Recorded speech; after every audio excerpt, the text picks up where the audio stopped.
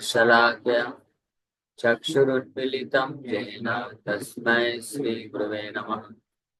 नमः विष्णुपादाय कृष्णपृष्ठाय भूतले श्रीमते भक्तिवेदान्त स्वामिन्यति नामिने।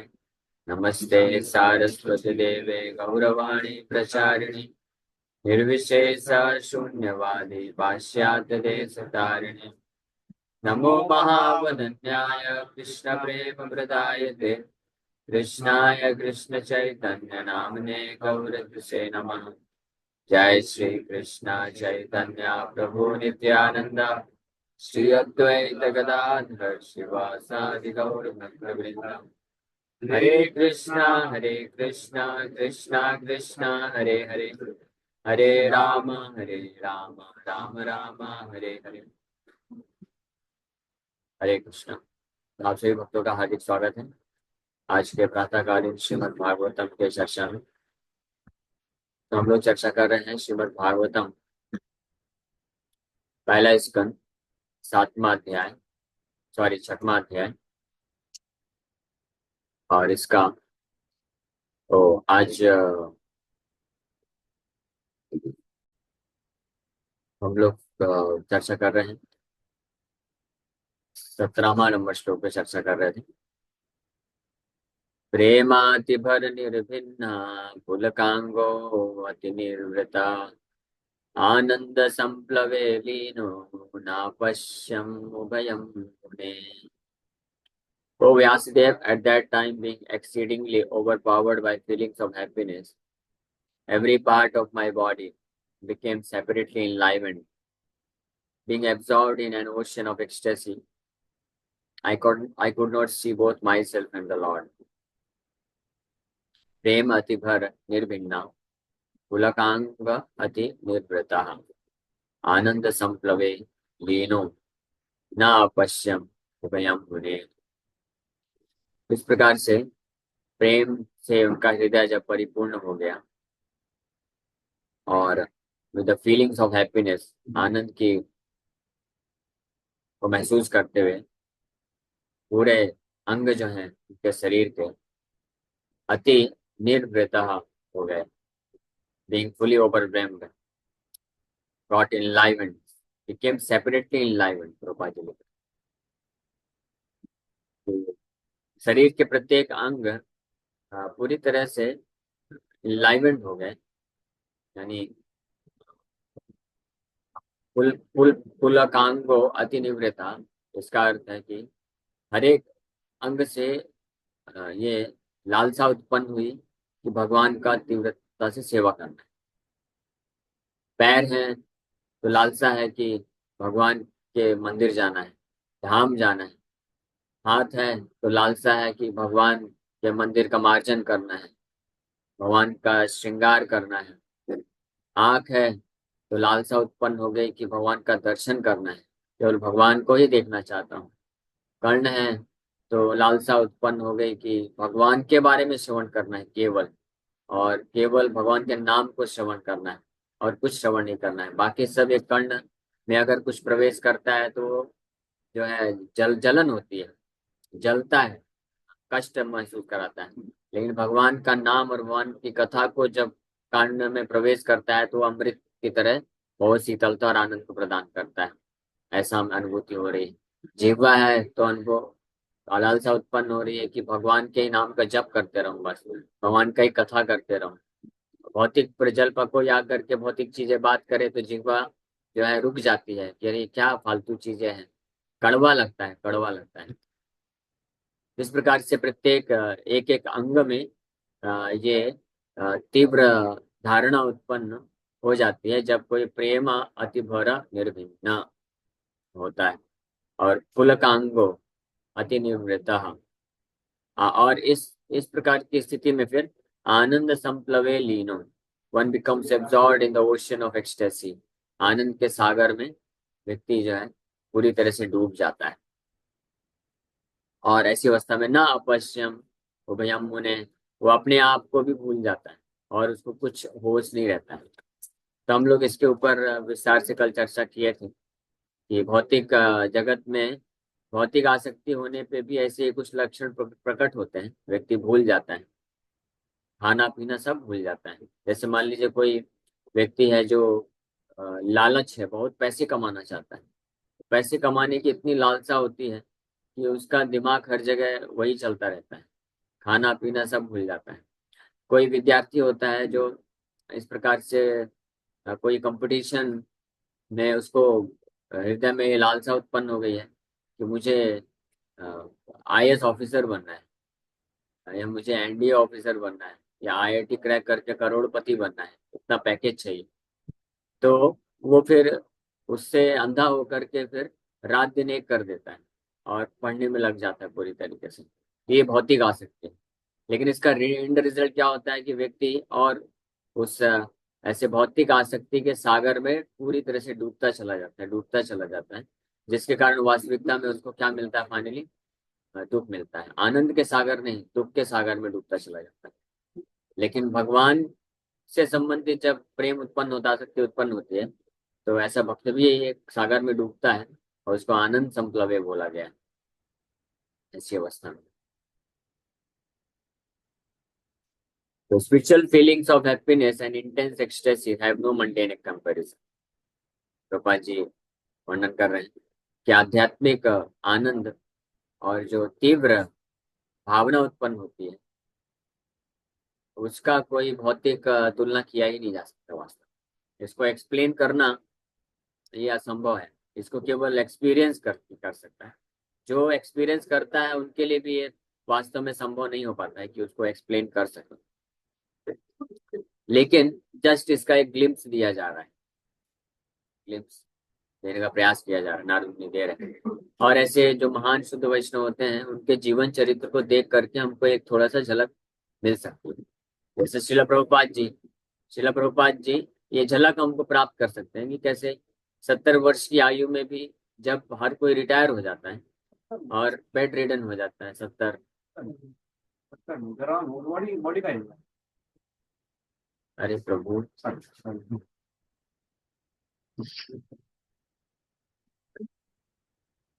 तो 70 वर्ष की आयु में भी शिल प्रभुपाद जी वृद्धावस्था में भी जब हर कोई रिटायर हो जाता है और अच्छे से बेड रिडन होकर के सेवा प्राप्त करना चाहता है, दौड़ भाग नहीं करना चाहता है, प्रभुपाद जी तत्पर है उस वक्त भी।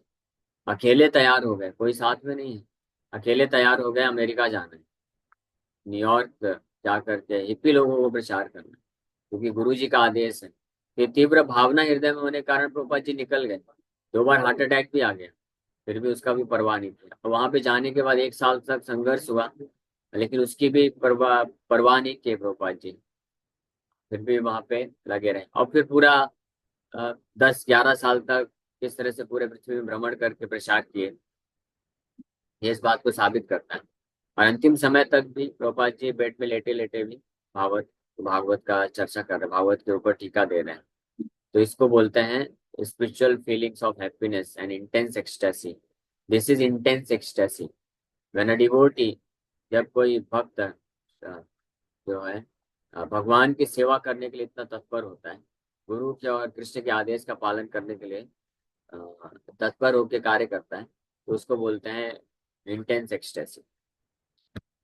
एक एक्सटेसी तो होती है जो बाहरी रूप से शारीरिक रूप में प्रकट होती है। कभी कभी भक्त रोता है, भाव प्रकट करता है, रोमांच कंपा शुतरंग भाजो, ये भी एक एक्सटेसी है। लेकिन ये एक्सटर्नल है, ये बाहरी। तो ये एक्सटेसी जो भावना होती है, एक्सटेसी मतलब भावना बोल सकते हैं, तो ये कभी प्रकट होती है, कभी प्रकट नहीं होती है। और ये इसके प्रकट होने से पूर्ण रूप से बोला नहीं जा सकता है कि वो वास्तव में स्थायी रूप से उस भाव को प्राप्त कर लिया है। ये इसलिए ये केवल एक पूर्ण रूप से मापदंड नहीं होता है। इसलिए भाव भक्ति के लिए रूप गोस्वामी 9 जो इंटरनल सिम्टम्स दिए, आंतरिक लक्षण बताएं, वो मूल रूप से ये प्रूव करते हैं, साबित करते हैं कि कोई भक्त वास्तव में भाव की शुद्ध अवस्था में है, स्थायी भाव की अवस्था में पहुंच चुका है। उस अवस्था में बोल सकते हैं। तो भाव भक्ति अव्यर्थ सबसे पहला ही है जो महत्वपूर्ण है। क्षांतिरार्जवम अव्यर्थ कालत्व मान शून्यता नाम गाने सदा रुचि प्रीति तद वस्त स्थले।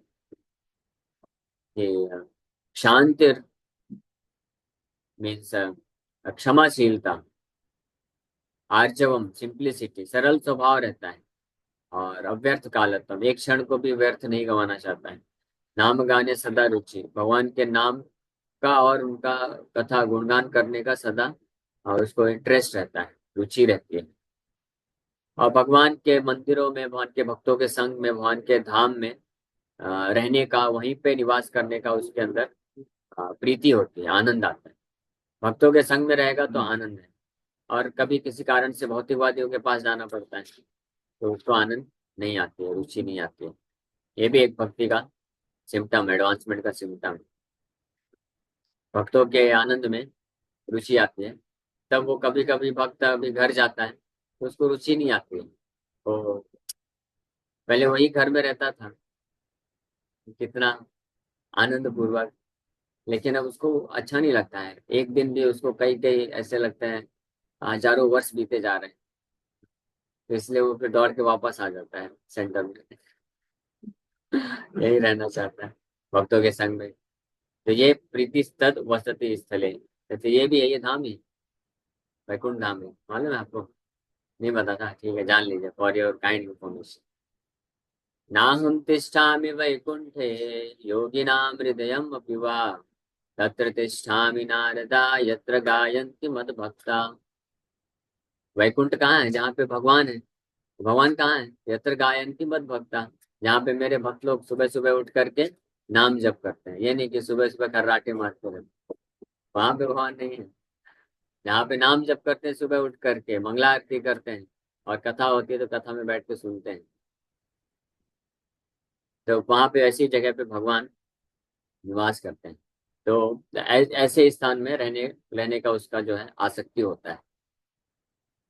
तो हम इस प्रकार से हम ये मेजर कर सकते हैं कि हम कितने भाव भक्ति के स्तर पे जा रहे हैं और कितने भाव भक्ति का अभाव हो रहा है। माया के प्रति कितना भाव है, कृष्ण के प्रति कितना भाव है, इस तरह से हम मेजरमेंट किया जा सकता है ये 9 सिम्टम्स के माध्यम से। इसलिए बहुत ही साइंटिफिक है, भक्ति रसामृत सिंधु वैज्ञानिक तरीके से विश्लेषण करके बताया जाता है। बट इसको एक्सप्लेन करना कठिन है, बट एक्सपीरियंस है, ये अनुभव है। लेकिन लक्षण से, बाहरी लक्षण से ये पता चलता है, दिखने में मिलता है। So therefore it is very difficult to give expression to such feelings. We can just have a glimpse of such ecstasy in the words of Shri Narad Muni. Narad मुनि के शब्दों में कुछ एक झलक प्राप्त हो सकती है कि कैसा आध्यात्मिक जो भावना होती है, प्रेम होती है, जो सेंटिमेंट्स होते हैं, सेंटिमेंट्स, स्पिरिचुअल सेंटिमेंट्स, उसके क्या लक्षण होते हैं, जो कि बाहरी रूप से कई बार भौतिक भावनाओं के समान दिखता है, लेकिन वास्तव में कोई उससे भौतिक तुलना की नहीं जा सकती। भौतिक भावनाएं के समान दिख सकती, जैसे भौतिक संसार में भी कोई सगे संबंधी होते हैं, बहुत रिलेटिव होते हैं, खास होते हैं, तो जब उनसे बिछड़ जाते हैं तो रोना आता है। जब अचानक से बहुत समय बाद मिलते हैं तो रोते हैं, गले मिलते हैं। हाँ, ये भावनाएं प्रकट करते हैं। तो आध्यात्मिक जगत में भी इस प्रकार की भावनाएं बाहरी रूप से ऐसे ही दिखती हैं, लेकिन वास्तव में है नहीं। इसीलिए केवल बाहरी लक्षणों से कोई जज नहीं कर सकता। कोई कीर्तन में बैठ करके रो रहा है तो जज नहीं, ये समझा नहीं जा सकता है कि आध्यात्मिक भावना है कि भौतिक भावना। भौतिक भावना भी हो सकती है, शरीर मन बुद्धि के स्तर पर भी हो सकता है। जैसे एक बार एक कथा चल रही थी, एक बाबा कथा कर रहे थे, तो एक बूढ़ी औरत पूरी कथा में बैठ के रो रही थी, आंखों से अश्रुधारा बह रही, बड़े ध्यान से सुन करके रो रही थी, और ऐसे ऐसे देख के बिल्कुल रो रही थी। तो बाबा जी सोचे बड़ी शुद्ध भक्त है ये तो, कथा खत्म हो गया। तो बाबा जो कथा कर रहे थे उसको प्रणाम किए, बोले माता आपके पास इतना भाव कहाँ से आया? मैं तो कितने कितने कितने कथा कर डाला, मेरे को तो एक बूंद भी पानी नहीं निकला आंख से, और आप तो ऐसी अश्रुधारा बहा रही। तो वो माता बोलती, बूढ़ी औरत बोलती है कि आ, आपकी दाढ़ी को देख करके मुझे अपनी, वो क्या बकरी या कुछ तो याद आ गई, उसकी भी ऐसे ही अब वो उसका अभी कुछ ही समय पहले देहांत हो गया है, तो उसको याद कर करके मेरे को रोना आ रहा है। ये भी एक रोना है, लेकिन ये भौतिक भावना के कारण रोना है।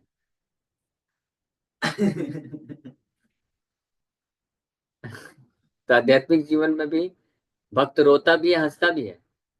हाँ, और भौतिक में भी हंसता है। हाँ, ये भौतिक वाला हंसना है या आध्यात्मिक वाला हंसना है? भौतिक वाला। इसलिए we can this it is very difficult to give expression to such feeling. इसलिए कभी इसको ज्यादा बहुत इंपॉर्टेंस नहीं दिया गया है हमारे आचार्यों ने। एक्सटर्नल सिम्टम्स को ज्यादा इंपॉर्टेंस नहीं दी। वृंदावन में प्रभुपाद जी थे, तो एक बार मेन टेम्पल हॉल में एक अचानक से एक व्यक्ति आया और जोर जोर से हाथ पैर पटक पटक के, कीर्तन चल रहा था, हाथ पैर पटकने लग गया, रोने लग गया, आंख से आंसू भी बह रहे थे बहुत सारे। सारे भक्त लोग आकर्षित हो गए, बोले अरे सिद्ध महात्मा आ गया है, भाव भक्ति प्रेम भक्ति के स्तर का भक्त आ गया। प्रभुपाद जी बोले कि जस्ट आप कीर्तन करते रहो, डोंट गिव हिम अटेंशन, उसको अटेंशन मत दो, फिर देखो। ऐसे 10-15 मिनट नाटक किया, उसके बाद चुपचाप उठा और चला गया, क्योंकि अटेंशन नहीं मिला। यानी अटेंशन लेने के लिए वो ये सब कर रहे थे। तो ऐसे कई बार ये हो जाता है। इसलिए जो मुख्य सिम्टम बताए गए हैं ये भाव भक्ति के, जो आंतरिक सिम्टम है वो वास्तविक लक्षण। ये जो लक्षण से संबंधित है, भाव भक्ति के प्रेम भक्ति के लक्षण से संबंधित एक बहुत ही इंटरेस्टिंग बात है कि जिसके पास वास्तविक भाव है वो ही is able to manage those symptom, manage to hide those symptom. जो वास्तविक रूप में जिसके पास प्रेम है, भाव है, तो वो पब्लिकली कभी प्रकट नहीं करता है। वो इतना एक्सपर्ट होता है कि उसको छुपाने में एक्सपर्ट होता है, छुपा लेता है। यानी ये सिम्टम को छुपाने में एक्सपर्ट होता है तो शुद्ध भक्त। और वहीं जिसके पास नहीं है एक्चुअली में, वो एक्सपर्ट है दिखाने में। हाँ। और इसीलिए जो वास्तविक रूप में भक्ति में स्थित नहीं है, तो बहुत संभावना है कि वो विचलित हो जाते हैं। इसलिए सिम्टम क्या बताए गए हैं, उसके व्यवहार, व्यवहार के द्वारा सिम्टम प्रकट होते हैं। विरक्ति, विरक्ति मानने शून्य, विरक्त होना चाहिए। ऐसा नहीं कि भाव को प्रकट किया लेकिन उसके बाद फिर पता चल रहा है भौतिक संसार में जाकर के बीड़ी सिगरेट पी रहा है। इस भाव का कोई मतलब नहीं। ऐसे कितने ही कथाकार होते हैं जो कथा करते हैं, बहुत बहुत मधुर तरीके से गाते हैं, संगीतमय तरीके से कथा करते हैं, और रोते भी हैं कई बार, बहुत सारे भाव प्रकट करते हैं और कथा भी बोलते हैं बहुत अच्छे तरीके से। लेकिन कथा खत्म होने के बाद फिर सिगरेट पीते हैं। क्यों? क्योंकि 3 घंटे तक बोले ना ये सब, तो गला सूख गया है। गला कैसे सूख सकता है भैया आपका? आप कृष्ण का गुणगान किया, आपने कृष्ण का कथा किया, आपका गला कैसे सूख सकता है? नामाचार्य हरिदास ठाकुर 192 वाला जप करते थे, एक बूंद पानी भी नहीं पीते थे, अनाज भी नहीं खाते थे। वो तो कभी कंप्लेन नहीं किया मेरा गला सूख गया है। वो करते रहते। और शिला भक्ति शांति ठाकुर, तो हरिनाम में इतनी शक्ति है। हमारा भी उतना श्रद्धा नहीं है, धीरे धीरे हमको श्रद्धा को विकसित करना है, लेकिन कम से कम जान लेना चाहिए। हरिनाम शुद्ध नाम में इतनी शक्ति है कि व्यक्ति को और कुछ चीज की आवश्यकता नहीं। इस भौतिक शरीर को भी मेंटेन करने के लिए कोई चीज की आवश्यकता नहीं। अभी अप्लाई मत करिएगा, लेकिन जस्ट बताया जा रहा है। प्रमाण है बहुत सारे, हमारे सठ गोस्वामी प्रमाण है। रघुनाथ दास गोस्वामी तो 3 दिन में एक बार थोड़ा सा छाछ पीते थे, हम एक दिन में 3 बार भर भर के खाते हैं। तो हम लोग अभी इमिटेट नहीं कर सकते, नकल नहीं कर सकते, लेकिन क्या हरिनाम की शक्ति है ये हमको पता होना चाहिए, अंदाजा लगाया जा सकता है इससे। हाँ, शारीरिक व्याधि, शारीरिक भूख प्यास कष्ट, ये सब जो है हरिनाम से नष्ट हो जाता है। ये करने के लिए हमको नहीं करना हरिनाम, लेकिन हरिनाम प्रभु का आश्रय लेने से भक्त के सारी चीजें टेक केयर हो जाती हैं। तो बाकी क्यों नहीं टेक केयर करेंगे भगवान? जब ये जो इतनी इम्पोर्टेंट चीज है कि बिना खाए कोई जी नहीं सकता है, बिना सांस लिए पिए नहीं जी सकता है, तो अगर शुद्ध नाम कोई जप कर रहा है तो हरिनाम प्रभु की कृपा से वो भी मैनेज हो जाता है। तो पालन पोषण क्यों नहीं मैनेज होगा? आप किसी को लगता है कि मैं जब तक अगर दिन में 15 घंटे 12 घंटे जॉब नहीं करूंगा तो मेरे परिवार वालों कैसे पालन पोषण होगा? तो क्यों नहीं कर सकते हो? आप 12 घंटे जॉब करते हैं, उसमें से 2 घंटा कम कर दीजिए, 10 घंटे करिए, 2 घंटा बैठ के 16 माला जप करिए। गारंटीड है, अगर श्रद्धा के साथ किया तो कभी कोई चीज की कमी नहीं आएगी, कोई टेंशन हो ही नहीं सकता है। पालन पोषण होगा ही होगा। कोई बोलेगा नहीं हुआ तो, नहीं हुआ तो भी क्यों टेंशन लेना? शरीर है, नश्वर है, एक दिन तो नष्ट ही होना है। थोड़ा पहले नष्ट हो जाएगा तो इतना क्यों टेंशन लेना? भगवान का नाम तो जप कर लिया ना। जैसे एक महान आचार्य बताते हैं कि व्यक्ति को वृंदावन में आकर के कोई आश्रय नहीं लेना चाहिए। गोवर्धन के तलहटी में जाकर के चुपचाप भजन करो। वहां पे भिक्षा देते हैं, थोड़ा सा खा लो, शरीर चलेगा। और सोना है तो तलहटी पे ऐसे लेट जाओ कहीं पे। नहीं, रात को अगर सांप आ गए तो काट लिया तो कुछ कुटिया घर बनाना पड़ेगा ना। नहीं नहीं, गोवर्धन में सांप नहीं है, सांप ही नहीं है वहां पे। बोले लेकिन अगर सांप आ गया तो, अगर सांप होगा भी तो डसेगा नहीं, क्योंकि वो वैष्णव है, उसमें जहर नहीं रहेगा। फिर अगर डस लिया तो उसमें जहर नहीं होता है, वो वैष्णव सांप है ना, इसलिए जहर नहीं रहेगा उसमें, डस लेगा तब भी कोई टेंशन नहीं। और मान लीजिए अगर कोई बाहर से सांप आके रह गया हो और डस लिया और उसमें जहर होगा तो फिर तो मर जाएंगे ना। बोलेंगे अगर जहर होगा भी तो डस भी लिया तो मर भी गया तो क्या टेंशन है, गोवर्धन के तलहटी में शरीर छोड़ के भगवान के नाम चले जाए। इसलिए आध्यात्मिक जीवन में अगर कोई कृष्ण को समर्पण करता है तो हर परिस्थिति में उसका क्या है, लाभ ही लाभ है, कोई नुकसान नहीं है। इसलिए कभी डाउट रखने की आवश्यकता नहीं है। हाँ, भगवान पूरी तरह से पालन पोषण करते हैं। पालन पोषण 100% अगर 80% किए प्रभु जी तो भी क्या टेंशन है। आप भक्ति में तो एडवांसमेंट किए ना। आप अपने तरफ से 100% भी अगर मेंटेन कर लिए तो उसका रिजल्ट क्या है अल्टीमेट। रिजल्ट तो ये शरीर को नश्वर होना ही। शरीर कुछ साल में शायद गलत बोला, कुछ महीने में वृद्ध हो जाएगा, है ना। कुछ महीने, हाँ कुछ महीने में, देखो ना कुछ महीने पहले मेरे सारे बाल काले थे, अभी सफेद हो गए। काले दिख रहे हैं क्या?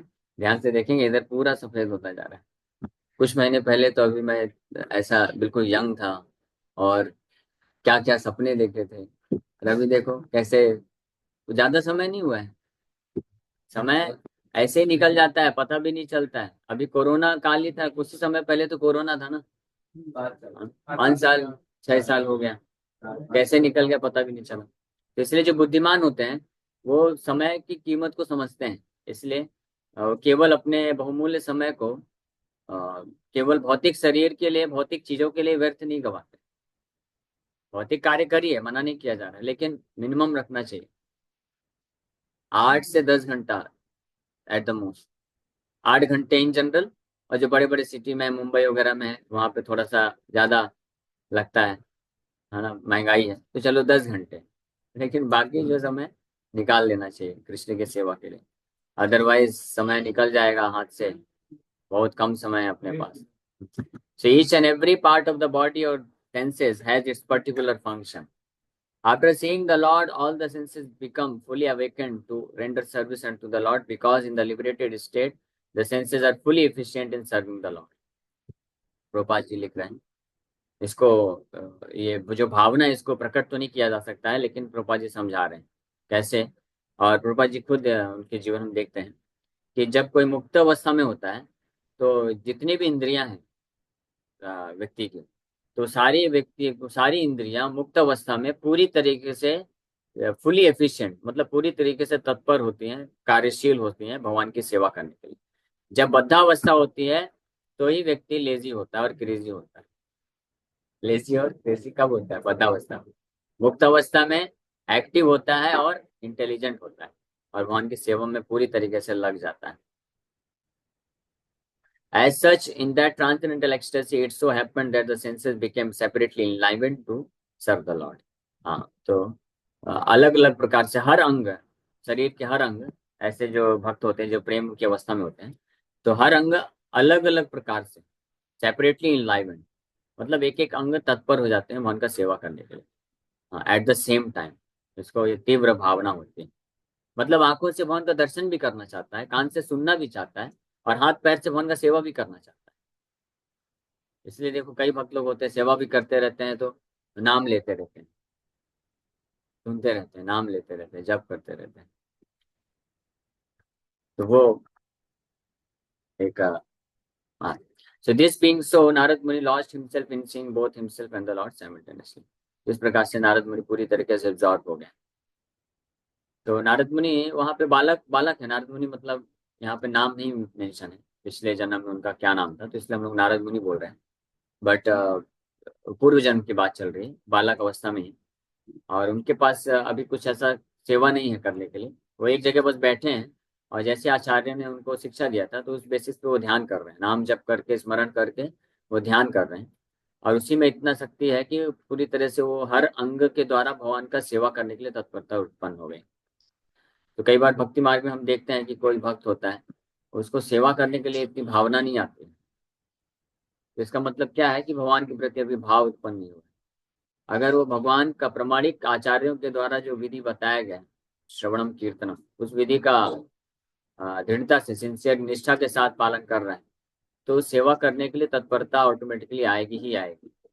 अगर सेवा करने की भावना हृदय में उत्पन्न नहीं हो रही है तो समझना चाहिए कि हमारा श्रवण कीर्तन अभी नहीं चल रहा है। ये चल रहा है तो उस स्तर का नहीं चल रहा है, ऐसा बोल सकते। श्रवण कीर्तन, इसलिए श्रवणम कीर्तनम, स्पेशली नाम जप जो है, भगवान का कथा श्रवण, ये fundamental, basic, most important and fundamental आधार है भगवान की सेवा करने की। प्रभुपाद जी इसी को अन्य तरीके से बताते हैं कि ये जो विग्रह सेवा है, इफ देर इज नो श्रवणम, दिस विग्रह विल बिकम गलग्रह, बर्डन ऑन द नेक। ये जो विग्रह है ये क्या बन जाएंगे? गले में बर्डन बन जाएंगे। प्रभुपाद जी तो लेक्चर में यहाँ तक बोल देते हैं, then you will feel our rascal Guru Maharaj has given so many vigraha, he has gone away and he has left this burden over us, कि हमारे हमारे गले में बहुत बड़ा भार छोड़ के चला गया हमारा गुरु। ऐसा आप सोचोगे इफ यू डोंट हियर, क्योंकि प्रभुपाद जी भागवतम क्लास दे रहे थे। तो प्रभुपाद जी के भागवतम क्लास देते समय भक्त लोग ऐसे ऐसे बिविल्डर हो रहे थे, जैसे होता है ना, यहाँ पे तो डेली ही होता है। तो मेरे को अभी मैं बोलना छोड़ दिया, अब मेरे को फर्क नहीं पड़ता है। अभी भागवतम क्लास में देता हूँ अपने लिए, किसी को सुनना है सुनो, नहीं सुनना है तो आपकी इच्छा, नो प्रॉब्लम। आरती खत्म हो गया, अभी क्लास के लिए बैठे, सब अपना अपना इधर उधर निकल जाते हैं। आधे घंटे का हम भागवतम क्लास भी सुनने के लिए तत्पर नहीं है। तो हम सोच सकते हैं हम अभी किस स्तर पे।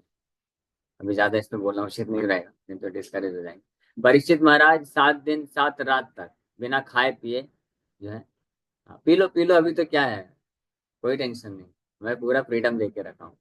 लेकिन जब भागवतम क्लास देता हूँ तो स्ट्रेट फॉरवर्ड बोल देता हूँ, बाकी आपको पूरी स्वतंत्रता है। परीक्षित महाराज को बोले कुछ पी लो, 4-5 दिन हो चुका, कुछ पिया नहीं है आपने, खाया नहीं है। नहीं नहीं नहीं नहीं, मुझे बिल्कुल नहीं पीना है, पीऊंगा ना तो 2 सेकंड बर्बाद होगा ना, वो 2 सेकंड में आप कुछ बोल देंगे, वो सुनना चाहता हूँ। और हम यहाँ पे आधे घंटे का भूख प्यास नहीं कंट्रोल कर पाते। आपका केस अलग है और प्रभु जी का केस अलग है, सेवा है, निकलना है, आपका जॉब जाना है, वो अलग केस है, वो अलाउड है। लेकिन तुरंत प्लेट बना के बैठ जाना चाहिए और सुनना चाहिए। अब बाकी आप लोग का क्या है, आपको कौन सा जॉब में जाना है या कौन से प्रचार की सेवा में जाना है, क्या करना? ठीक है, जिनको जाना है, मैं एक प्रिंसिपल बता रहा हूँ, डोंट बी डिस्करेज। जिनका जिनका अलग अलग केस है तो आप आ सकते हैं, बट मेन प्रिंसिपल है कि we should be attentive, focused होना चाहिए। यहाँ मुझे सुनना है, तत्परता उसको बोलते हैं कि भगवान की कथा को सुनना है, तब तो भगवान के प्रति आसक्ति विकसित होगी ना। नहीं तो हम कैसे आसक्ति विकसित करें? जब हम सुनेंगे नहीं, तब श्रृणु भगवान स्पष्ट इसलिए बोले, भगवान के बारे में जब तक ध्यान से सुनेंगे नहीं, भगवान के प्रति भाव उत्पन्न नहीं हो। और जब तक भगवान के प्रति भाव नहीं आएगा तब तक माया के प्रति जो भाव है वो नष्ट नहीं होने वाला है। भाव तो आसक्ति तो कहीं ना कहीं रहना ही, परखना ही पड़ेगा। तो माया के प्रति आसक्ति भाव तभी जाएगा इस संसार से जब हम भगवान के प्रति भाव को प्रकट प्राप्त करेंगे। भगवान के प्रति भाव को प्राप्त करने के लिए जरूरी है कि हम भगवान के प्रति, भगवान का ध्यान से श्रवण करें कथा। जब भगवान के बारे में कथा श्रवण करेंगे तब नाम के प्रति रुचि उत्पन्न होगी, नाम को सुनने के लिए तत्परता आएगी। ये दोनों कंबाइंड होकर के हमारे हमारे हृदय में भगवान के प्रति तीव्र भावना को उत्पन्न करेंगे। और जिसका रिजल्ट वो होगा जो नारद मुनि एक्सपीरियंस कर रहे हैं कि each and every part of the body, एक एक अंग से भगवान को सेवा करने की तत्परता उत्पन्न हो जाएगी। फिर ऐसा भक्त दुनिया के किसी भी कोने में रहे, कभी माया में फंस ही नहीं सकता है। वो कहीं भी जाएगा कृष्ण के साथ ही है वास्तव में। फिर जो जो भी सेवा है उसको बर्डन नहीं लगेगा। अभी स्थिति ऐसी है, 5 मिनट का सेवा भी बर्डन लगता है, रोज अभी नहीं, बाद में करता हूँ, उसको दे दो उसको दे दो। फिर ऐसी स्थिति आएगी 5 घंटे 8 घंटे 10 घंटे भी सेवा करेगा तो उसको उसको ऐसा लगेगा नहीं कि मैंने इतना सेवा कर लिया, उसको लगेगा और करना है और करना है और ज्यादा करना है। तो दैट इज एक्चुअली भाव। भगवान को सेवा करने की भावना हृदय में जब उत्पन्न हो जाए तो दैट इज एक्चुअल भाव, वो वास्तविक भाव। ओके, यहीं पे विराम करेंगे। Thank you very much. Hare Krishna Krishna Krishna Hare Hare, Hare Ram Ram Ram. किसी भक्त का कोई प्रश्न है तो पूछ सकते हैं। हरे कृष्ण। यस, मुकेश पुणे बहुत अच्छा उदाहरण। Ajamil is perfect exam. Yes अंश ब्रो। हरे कृष्ण प्रभु। प्रभु जी, जैसे भी आपने बताया, हमको सेवा के प्रति अभी आसक्ति नहीं हो रही है। तो जैसे अभी आपने बोला कि हम रेगुलरली बेसिस पे जैसे अटेंड करेंगे लेक्चर्स वगैरह, रेगुलर बेसिस पे टेंपल विजिट करेंगे, बस भक्तों के साथ करेंगे, उससे आसक्ति बनती जाएगी। तो हमको विग्रह सेवा या बाकी चीजों के प्रति इंटरेस्ट आएगा। तो प्रभु जी, मैं ये बोल रहा हूँ कि वो अभी हम लोग इतने बिजी है, जैसे मेरे काम में इतना बिजी है, जैसे आपने बोला मुंबई के टाइम में इतना टाइम 10 10 घंटे हम लोग जॉब करते, 12 घंटे, तो वो विकसित नहीं हो पा रहे हैं। तो उसके लिए और क्या कर सकते हैं अगर इसके इच्छा, अलावा जो हरे कृष्ण इच्छा, डिजायर। अगर आप इच्छा करेंगे सिंसियरली, मान लीजिए कोई बिजी है, बहुत फंसा हुआ है, तो इमीडिएटली हो सकता ना निकल पाए। लेकिन आपके हृदय में इच्छा रहेगी, तीव्र इच्छा, कि मैं क्या इतना ज्यादा बिजी रहता हूँ, सुबह 6 बजे से लेकर के रात को 10 बजे 12 बजे तक मैं क्या कर रहा हूँ, मेरा जीवन क्या जा रहा है, जस्ट शरीर का पालन पोषण करने के लिए मैं पूरा समय व्यतीत कर दे रहा हूँ। तो अगर इच्छा रखेगा, नहीं नहीं ये जीवन सही नहीं है, इस प्रकार से नहीं करना मुझे, मुझे भगवान का सेवा करना है, कम से कम में मेरा पालन पोषण हो जाए मेरा परिवार वालों का, और बाकी समय भगवान को दे सकूं, तो इच्छा रखेंगे तो भगवान अरेंजमेंट करेंगे। आपको बुद्धि देंगे, इंटेलिजेंस देंगे कि कैसे आप कर सकते हो मैनेज, और दैट इज पॉसिबल। भगवान दे सकते हैं। जैसे उदाहरण के लिए, मतलब अपना उदाहरण देना उचित नहीं है, लेकिन बस समझाने के लिए, क्योंकि हम लोग उस तरह से ट्रेंड थे ना। कॉलेज में हम फर्स्ट ईयर से बेस में गए और उस प्रकार से अच्छे तरीके से ट्रेनिंग मिला। तो जब जॉब करने गए, सॉफ्टवेयर में जॉब करना, तो कॉर्पोरेट, हालांकि सॉफ्टवेयर है, इतना आसान नहीं है। वहां पे कई बार नाम के लिए बस 9 घंटे का जॉब रहता है, वो 10 12 घंटे, 12 घंटे भी, 15 15 घंटे भी बैठते हैं। मेरा जो मैनेजर था, मेरे को एक दिन बैठाया समझाने के लिए, मेरे को इंस्पायर करने के लिए, कि if you want to go ahead in corporate life, अगर आप आईटी सेक्टर में, सॉफ्टवेयर में आगे जाना चाहते हो, तो आपको क्या करना चाहिए। तो मेरे को समझाया कि जब मैं आपके जैसे, मैं जब ज्वाइन किया था ना, तो मैं, हालांकि 9 घंटे का जॉब है, but I I use to extend a lot, मैं अपने आप को एक्सटेंड करता था।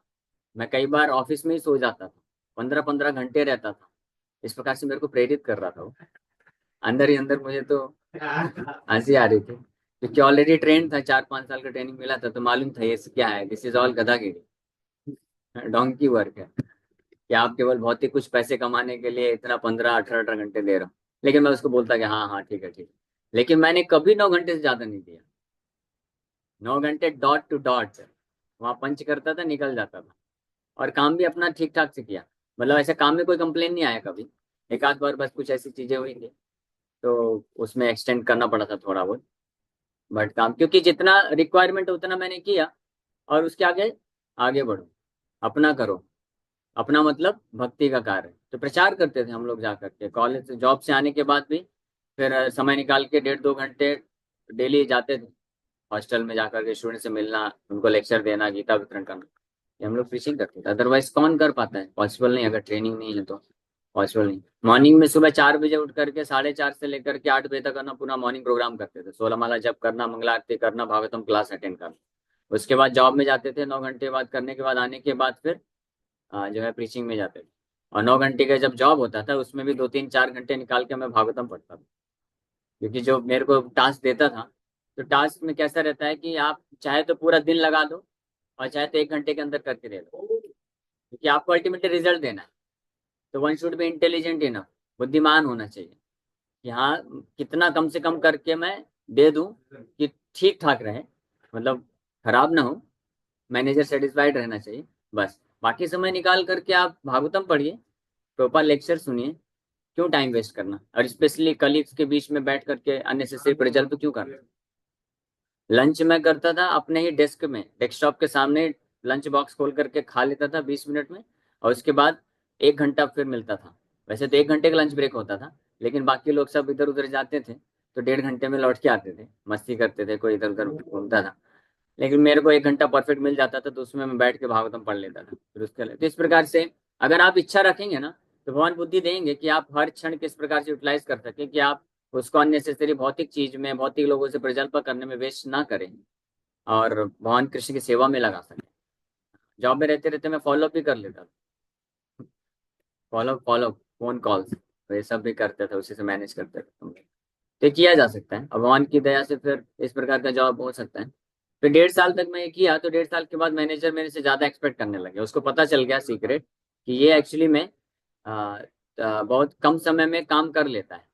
तब मेरे को वो थोड़ा ज्यादा रिस्पॉन्सिबिलिटी देना चालू कर दिया और फंसाने के लिए। तो मैं फिर सोचा इसको स्विच कर देना चाहिए, स्विच करके फिर मैं टीचिंग लाइन में आ गया। तो उसमें और ज्यादा फिर अच्छा हो गया। एनीवे ठीक है, समय हो गया। But it depends upon us, हमारे ऊपर ये निर्भर करता है कि कैसे हम अपने आप को कृष्ण की सेवा में लगा सकते हैं।